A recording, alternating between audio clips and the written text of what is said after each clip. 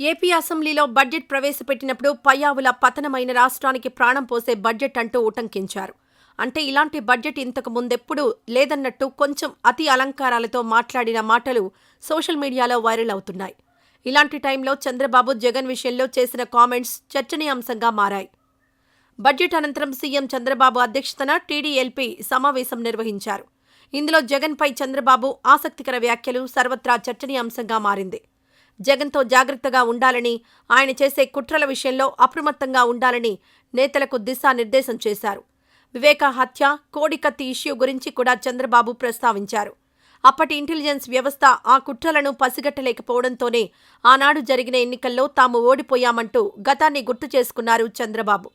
అలానే ఇటీవల తాడేపల్లి ప్యాలెస్ వద్ద జరిగిన అగ్ని ప్రమాదంలోనూ కుట్ర కోణం ఉందన్నారు.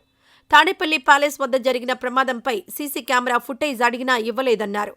కాబట్టి టీడీపీ నేతలు ఎప్పటికప్పుడు అలర్ట్గా ఉండాలన్నారు. టీడీపీ ఎమ్మెల్యేలకు కూడా క్లాస్ ఇచ్చారు బాబు.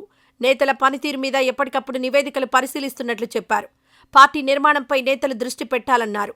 పదవులు, పనితీరుతో పాటు పార్టీని నిర్లక్ష్యం చేయొద్దన్నారు. ఎమ్మెల్యేలు నోరు అదుపులో పెట్టుకుని మాట్లాడాలని చంద్రబాబు సూచించినట్లు తెలుస్తోంది. అనవసరమైన విషయాలను మాట్లాడనన్నారు. ప్రతిపక్షానికి అవకాశం ఇవ్వకుండా జాగ్రత్త వహించాలంటూ చంద్రబాబు హెచ్చరించారు.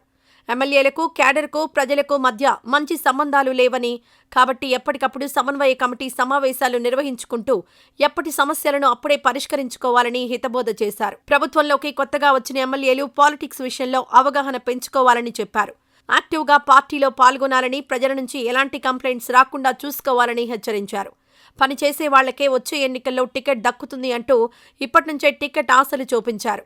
బడ్జెట్ గురించి ప్రజల్లోకి తీసుకువెళ్లి బాగా ప్రచారం చేయాలని చెప్పారు.